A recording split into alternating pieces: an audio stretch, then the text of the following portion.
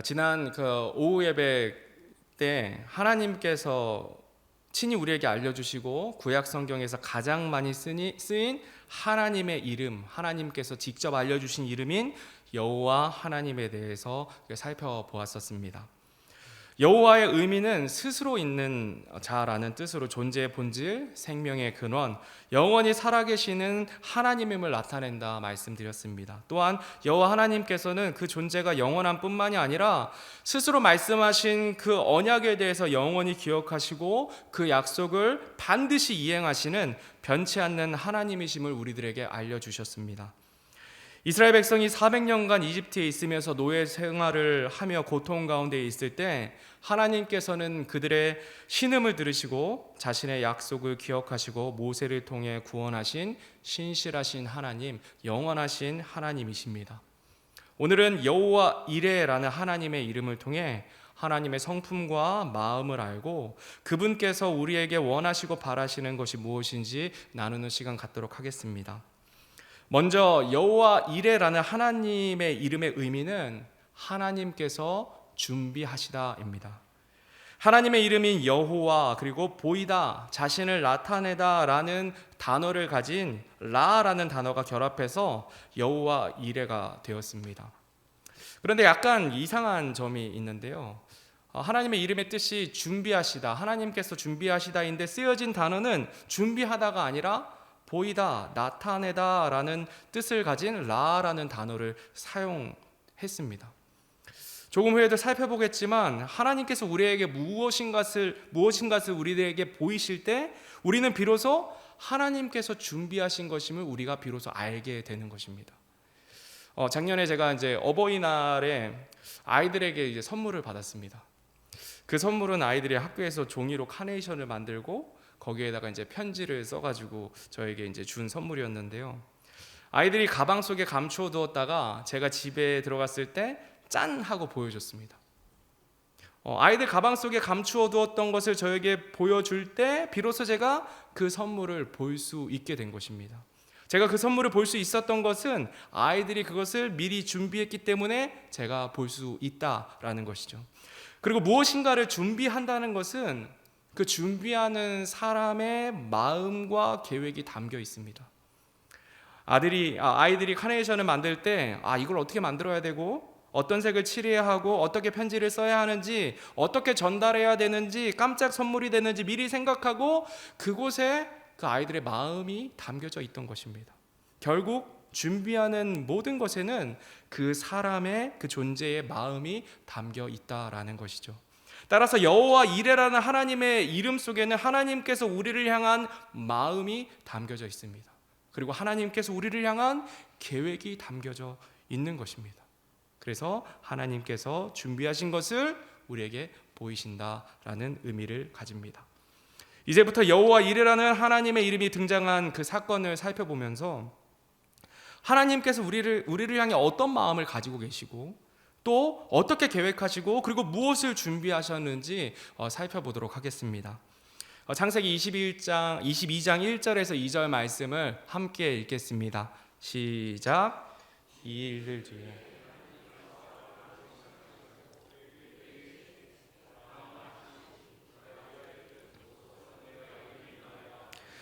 그분께서 이르시되 이제 내 아들 곧 내가 사랑하는 내 유일한 아들 이삭을 데리고 모리아 땅으로 가서 거기서 내가 내게 일러줄 산들 중에 하나에서 그를 번제 헌물로 드리라 하시니라. 아멘.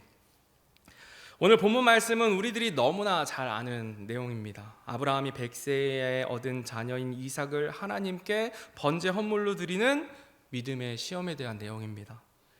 아브라함이 하나님을 알아가는 마지막 시험대 앞에 서게 된 것입니다.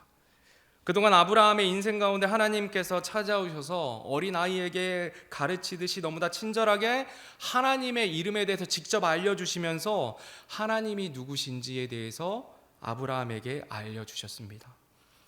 자신의 조카 롯이 포로로 잡혀갔을 때 죽음의 위협을 무릅쓰고 찾아오면서 엘 엘리온, 지극히 높으신 하나님이 지켜주심으로 자신이 승리할 수 있었음을 알게 되었고 그리고 아브라함이 늙었을 때 아들을 낳을 것이다 다시금 말씀하실 때 하나님의 말씀에 비웃기도 했고 불평을 늘어놓기도 했지만 하늘의 별들을 보여주시며 엘샤다이 전능자 하나님을 그 아브라함이 경험하고 믿게 되었습니다. 그리고 그 다음에 하나님께서 아도나이 나의 주인 되신 하나님임을 고백하게 되었습니다. 그 아브라함의 믿음의 여정 동안 때로는 불평하기도 하고 때로는 불신하기도 했지만 하나님께서 약속하신 모든 것들을 신실하게 행하시는 것을 아브라함이 경험하고는 그 하나님을 믿는 그 아브라함의 믿음이 자라나게 되었던 것입니다. 하나님을 경험하며 믿음이 자란 아브라함에게 하나님께서는 그토록 원했던 100세의 이삭을, 아들을, 그것도 하나님께서 약속해서 주신 자식을 이제 번제 헌물로 드리라고 명령하고 계십니다. 그동안 우리가 아는 아브라함은 하나님께 불평도 하고 투정도 부리고 자신의 목숨을 위해 아내를 넘기기까지 하는 그런 사람이었습니다. 하나님께서 자신의 아들을 번제 헌물로 드리라고 명령하실 때 아브라함이 어떻게 했나요? 지금까지와는 다르게 아브라함은 아무런 말도 하지 아니하고 잠잠히 하나님의 말씀에 따라 아침 일찍 일어나 하나님께서 알려주신 곳을 향하여 이삭과 함께 떠납니다. 창세기 22장 4절 5절 말씀입니다. 함께 읽겠습니다. 시작. 그때 셋째 날에 아브라함이 눈을 들어 그곳을 멀리서 바라보니라. 아브라함이 자기 청년들에게 이르되 너희는 나귀와 함께 여기에 머무르라. 나와 아이는 저기에 가서 경배하고 너희에게 다시 오리라 하고는. 아브라함이 눈을 들어 하나님께서 이삭을 번제물로 바치라는 그 산을 바라보았습니다. 그러나 아브라함이 하나님의 명령 앞에 어떤 마음을 가지고 그 산을 바라보았는지, 어떤 생각을 했는지는 기록되어 있지 않습니다. 그렇지만 아브라함이 자기 청년들에게 한 이야기를 통해 그가 가진 믿음에 대해서 우리가 유추해 볼 수 있습니다. 아브라함은 청년들에게 나와 아이는 거기에 가서 경배하고 너희에게 다시 오리라고 말합니다. 그냥 청년들에게 자식을 죽이는 모습을 보이기 싫어서 핑계거리로 하는 이야기가 아닙니다. 이 말에는 아브라함의 믿음이 담겨 있습니다. 지금까지 자신이 경험한 전능하신 하나님께서 자신에게 약속하신 것을 반드시 이루리라는 믿음의 고백으로 이렇게 이야기한 것입니다. 그가 어떤 믿음을 가지고 있는지는 히브리서에 좀 더 구체적으로 기록되어 있습니다. 히브리서 11장 17절에서 19절 말씀입니다. 함께 읽겠습니다. 시작. 믿음으로 아브라함은 시험을 받을 때에 이삭을 바쳤으니 곧 약속들을 받은 그가 자기의 독생자를 바쳤느니라. 이 아들에 관하여는 그분께서 전에 이르시되 이삭 안에서 내 씨가 부름을 받으리라 하셨느니라. 하나님께서 심지어 죽은 자들로부터 능히 그를 일으키실 줄로 생각하였으므로 또한 그는 죽은 자들로부터 그를 모형으로 받았느니라. 아멘. 아브라함은 자신의 인생을 통해 경험을 통해 하나님을 알아간 사람입니다. 100세의 아들을 주리라 하신 하나님의 말씀에 비웃음을 지었지만 다시금 돌이켜 그분의 말씀을 믿었을 때 약속하신 그대로 아들을 주신 하나님께서는 전능하신 분이라는 것을 믿게 된 것입니다. 또한 하나님께서 하신 말씀은 반드시 지키는 분임을 철저하게 경험을 통해 믿게 되었습니다. 설령 이삭이 여기서 죽는다 할지라도 전능하신 하나님께서 다시 살려서 이삭을 통해 하늘의 별과 같은 민족을 이루신다는 약속을 이루실 그 하나님을 믿고 이삭을 담대히 하나님께 번제로 드릴 수 있었던 것입니다. 그냥 드리는 것도 아닙니다. 한나와 같이 어렵게 얻은 사무엘을 하나님의 종으로 드리는 것도 아니고 번제 헌물로 드린다 고백합니다. 번제 헌물로 드린다는 것은 보통 일이 아닙니다. 출애굽기 29장 15절, 16절, 17절 그리고 18절 말씀해 보면 수량을 죽이고 그것의 피를 취하여 그 수량을 여러 조각으로 자르고 그리고 넘겨주시면 그 수량을 전부를 제단 위에서 태우는 것입니다. 그것이 번제 헌물입니다. 일단 죽이는 거예요. 멱을 땁니다. 피를 제단 위에 뿌립니다. 거기에 끝나는 것도 아니고 여러 조각으로 자르고 불에 태우는 것이 번제 헌물을 드리는 방법입니다. 이 말씀을 읽을 때마다 만약 하나님께서 저에게 저희 막내 아들 준영이 저 뒤에 있는데 준영이를 번제로 드리라고 한다면 제가 할 수 있을까라는 그 질문을 이 말씀을 읽을 때마다 해보게 되는데요. 저로는 할 수 없을 것 같습니다. 차라리 저를 드리겠습니다 할 것 같아요. 그게 저의 솔직한 심정입니다. 그런데 여기서 중요하게 봐야 될 것은 자식을 죽이냐 살리냐에 있지 않습니다. 하나님께서 우리에게 이 사건을 통해 우리에게 말씀하시는 것은 거기에 그치지 않습니다. 창세기 22장, 이 본문이 말씀이 기록된 22장에 처음으로 등장하는 세 가지 단어가 있습니다. 여기서 이게 정말 중요한 단어들이기 때문에 그 성도님들이 펜으로 이렇게 동그라미를 쳐주시면 좋을 것 같은데요. 첫째는 22장 2절에 사랑이라는 단어가 나옵니다. 22장 2절에 보면 사랑이라는 단어가 나와요. 그리고 둘째로 5절에 보면은 경배라는 단어가 나옵니다. 그 마지막 셋째로 18절에 순종이라는 단어가 성경에서 처음으로 등장합니다. 이 정말 중요한 이 세 가지 단어가 이 창세기 22장의 여호와 일에 하나님께서 준비하신다는 이 말씀이 기록된 곳에 처음으로 등장한다는 것입니다. 성경에서 어떤 단어가 처음으로 등장될 때는 그 단어와 관련된 원리들이 성경의 남은 모든 부분 그 전체에 적용되는 것을 볼 수가 있습니다. 오늘 본문 2절 말씀을 다시 한번 읽어보겠습니다. 같이 읽겠습니다. 시작. 그분께서 이르시되 이제 내 아들 곧 내가 사랑하는 내 유일한 아들 이삭을 데리고 모리아 땅으로 가서 거기서 내가 내게 일러줄 산들 중에 하나에서 그를 번제 헌물로 드리라 하시니라. 아멘.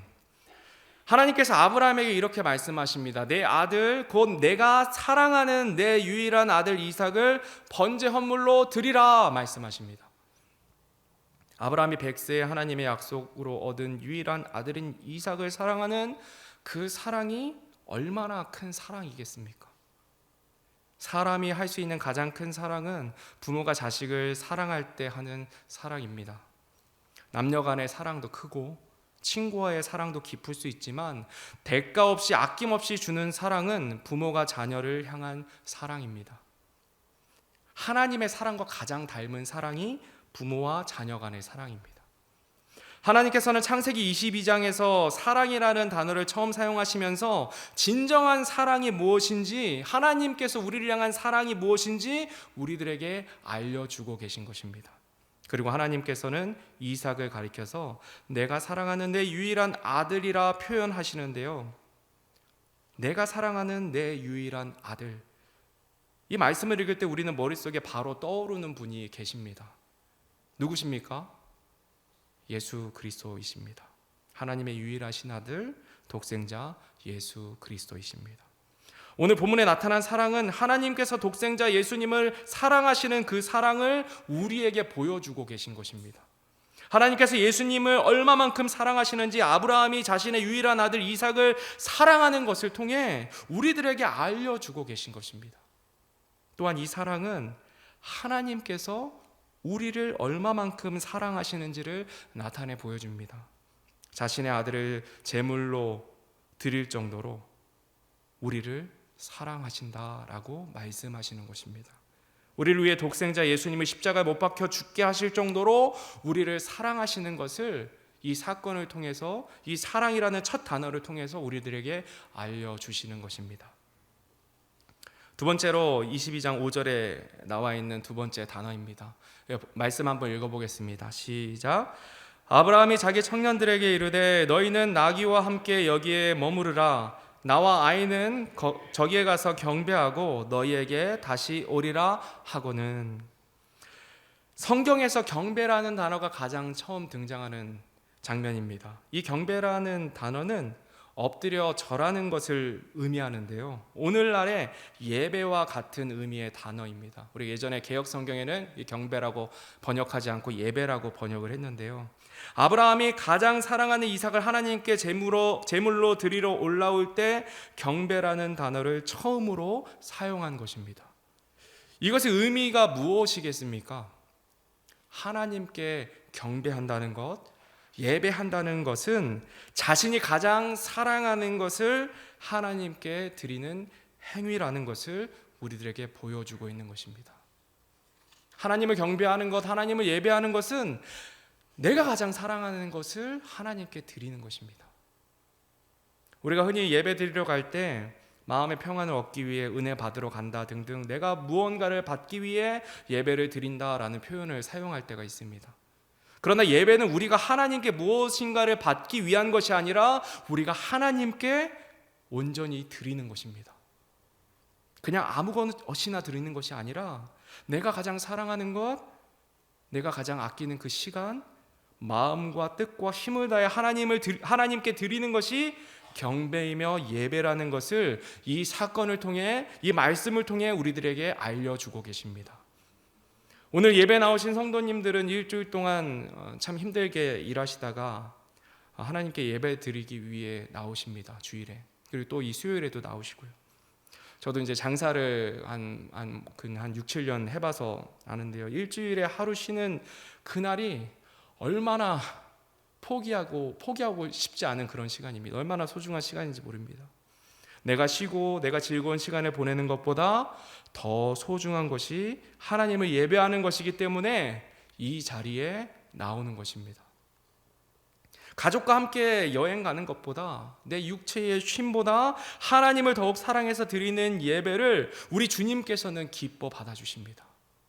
그냥 마지못해 일주일에 한 번 의무적으로 나오는 것이 아니라 주님 사랑해서 그분의 은혜에 감사해서 드리는 것이 마땅하기 때문에 주님을 예배해야 한다는 것입니다. 저 뒤에 우리 중고등부에서 이제 유일하게 우리 영원이가 나와 있는데요. 지난주 수요일에도 나왔습니다. 지지난주인가? 근데 그때 시험 기간이었어요. 다음날 시험을 보는데 수요일날 나와서 좀 일찍 나와서 시험 공부를 하고 있더라고요. 세상에 이게 정말 세상에 정말 하나님 보시기에 너무나 이쁜, 얼마나 아름다운지 모릅니다. 집사님이 강요하신 것도 아니에요. 맞죠? 강요 안 하셨죠? 네, 강요하신 자발적으로 나옵니다. 하나님께서 그 마음을 받아주시는 거예요. 그 시험 기간 조금만 더 공부하면 몇 점 오를 수 있는 그거 포기하고 하나님 예배하기 위해서 나온 겁니다. 제가 아는 또 신실한 한 형제님이 있습니다. 수요일에 빠지지 않고 예배를 나오고 있는데요. 어느 날 퇴근길에 되게 유혹이 있었다라는 고백을 하더라고요.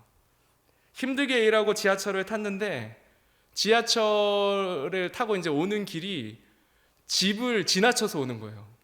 너무 피곤한데, 근데 지금 지나쳐서 오면은 회사가 늦게 끝나고 여기 오면은 예배가 거의 지금 다 끝날 시간이라고 시간이었다고 합니다. 근데 내가 가야 되나 말아야 되나 고민하다가 그냥 예배 드리러 이 자리에 나왔는데 기쁨이 있었다, 이렇게 고백을 했어요.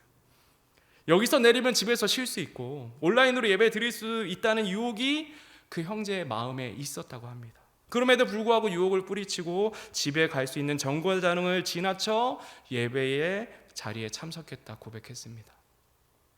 그 형제님의 마음 속에는 육체의 심보다, 편안함보다 하나님을 사랑하는 마음이 크기 때문에 이 예배의 자리에 나온 것입니다. 하나님께서는 그 마음의 중심을 기뻐 받아주십니다. 성도 여러분, 여러분이 하나님께 예배드리는 동기는 무엇입니까? 여러분이 가장 사랑하는 것으로 하나님께 예배 드리시고 계십니까? 하나님을 경배하고 예배한다는 것은 내가 가장 사랑하는 것을 하나님께 드리는 것입니다. 우리가 어떤 마음의 중심을 가지고 하나님을 예배하는지는 다른 사람은 모르지만 나와 하나님은 알고 계세요. 오늘 말씀을 통해 하나님을 예배하는 마음의 동기와 태도를 새롭게 하시기 바랍니다. 내가 가장 사랑하는 것으로 하나님을 예배하는 저와 여러분이 되기를 간절히 바랍니다. 쓰다 남은 시간 아니라, 마지못해서가 아니라 정한 마음과 정한 시간으로 마음과 뜻과 힘을 다해 주님을 예배하는 삶 살아가는 저와 여러분이 되기를 간절히 바랍니다. 창세기 본문 13절에서 14절 말씀 함께 읽겠습니다. 시작. 아브라함이 눈을 들어 살펴보니 보라, 뿔이 덤불에 걸린 수장 한 마리가 자기 뒤에 있으므로 아브라함이 가서 그 수장을 가져다가 자기 아들을 대신하여 번제 헌물로 드렸더라. 아브라함이 그곳의 이름을 여호와 이레라 하였으므로 이날까지 사람들이 이르기를 주의 산에서 그것을 보리라 하느니라. 아멘. 아브라함은 사랑하는 아들을 아끼지 아니하기까지 하나님을 신뢰한 그 믿음으로 말미암아 믿음의 조상이 되었습니다. 그 믿음의 최후의 시험을 통과했습니다. 자신이 가장 사랑하는 아들을 하나님께 산 제물로 드렸을 때 그 믿음의 행위를 받으시고 하나님께서 미리 준비하신 숫양을 대신 제물로 사용하셨습니다. 이것은 장차 하나님께서 우리에게 베푸실 구원을 아브라함을 통해 미리 보여주신 것입니다. 하나님께서 사람을 너무나 사랑하셔서, 우리를 너무나 사랑하셔서 그들의 죄와 사망에서 건지시기 위해 우리 대신 죄 없으신 사랑하시는 독생자 예수 그리스도를 우리들의 대속의 제물로 주신 사건을, 이 사건을 통해 미리 보여주신 것입니다. 여호와 이레의 하나님께서 미리 준비하신 이삭을 대신할 수장이 바로 어린 양 대신 예수 그리스도를 상징합니다. 이삭 대신 수량을 번제 헌물로 드려졌습니다. 우리 대신 예수님께서 채찍질 당하시고 십자가에 달려 죽으셨습니다. 그리고 3일 만에 다시 부활하셨습니다. 아브라함은 죽은 자도 다시 살리시는 하나님을 믿었습니다. 구원받은 우리는 죽으시고 부활하신 그 예수님을 믿습니다. 그 믿음으로 인해 우리가 값없이 구원을 얻었습니다. 그래서 아브라함이 믿음의 조상으로 불리우고 있는 것입니다. 오늘 이 사건은 우리가 어떻게 구원을 받게 되는지 잘 설명해 주고 있습니다. 하나님께서 어떻게 우리를 위해 준비하셨는지, 어떻게 준비하신 것을 보이셨는지를 잘 설명해 주고 있습니다. 아브라함이 이삭을 사랑한 그 사랑처럼 하나님께서 예수님을 사랑하셨다는 것, 또한 우리를 사랑하셔서 예수님을 십자가에 못 박혀 죽게 하셨습니다. 그리고 3일 만에 부활하셨습니다. 이 사실을 믿을 때 우리가 구원을 받게 된다라는 것을 이 사건을 통해 우리들에게 알려주십니다. 아브라함의 믿음을 통해 우리가 구원을 얻는 믿음이 무엇인지 밝히 보여주신 것입니다. 마지막으로 본문 16절에서 18절 말씀 한 목소리로 읽겠습니다. 시작.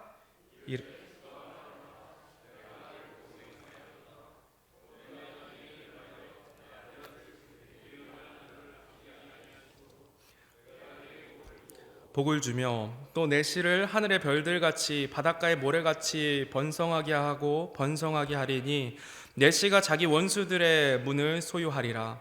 또 내 씨 안에서 땅의 모든 민족들이 복을 받으리니 이는 내가 내 음성에 순종하였기 때문이니라 하니라. 아멘. 방금 읽은 18절 말씀에 성경에서 처음으로 순종이라는 단어가 나옵니다. 아까도 말씀드렸지만 성경에서 어떤 단어가 처음으로 쓰여졌을 때는 그 단어와 관련된 원리들이 성경의 남은 부분 전체에 적용되는 것을 볼 수 있습니다. 아브라함이 어떻게 하나님께 순종하였는지 살펴보면 우리가 어떻게 순종하는 것이 마땅한지 알 수 있게 된다는 것입니다. 여기서 나오는 순종이라는 단어의 원어적인 의미는 듣다, 경청하다, 순종하다라는 뜻이 복합적으로 포함된 단어입니다. 그냥 순종하는 것이 아니라 순종하는 태도에 대해서도 함께 들어가 있습니다. 아브라함은 하나님의 말씀을 자신의 생각대로 듣지 아니하고 하나님의 의도대로 잘 듣고 하나님의 말씀을 경청함으로 그 말씀하신 대로 그대로 순종하였습니다. 아브라함이 처음부터 그랬던 것은 아닙니다. 처음에는 자신의 생각대로 의심하기도 했었고 하나님께서 말씀하신 것에 귀 기울이지 아니하고 사람의 음성에 귀를 더 기울여서 다른 아내를 얻어서 자녀를 낳기도 했습니다. 그러나 자신의 인생을 통해 하나님을 경험하고 믿음이 자란 아브라함은 비로소 하나님께서 원하시는 진정한 의미의 순종을 하게 되었습니다. 아브라함은 자신이 사랑하는 유일한 아들을 번제 헌물로 바치라는 하나님의 명령을 자신의 생각대로 왜곡해서 듣지 않고 하나님의 말씀 그대로 들었습니다. 다른 사람의 조언을 듣지도 않았고 오직 하나님의 말씀에 귀를 기울이고 경청하였습니다. 그리고 그 하나님께서 말씀하신 그대로 행했습니다.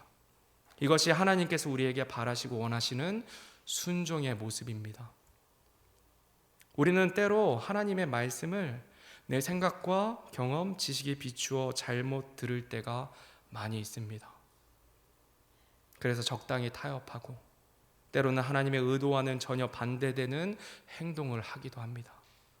하나님께서 우리에게 우리의 생각과 경험과 지식을 내려놓고 하나님의 말씀을 하나님의 의도대로 듣기를 원하십니다. 귀를 기울여 하나님의 말씀을 있는 그대로 듣고 그 말씀에 있는 그대로 순종하길 원하십니다. 구원받은 우리는 아브라함과 동일한 믿음을 가진 자들입니다.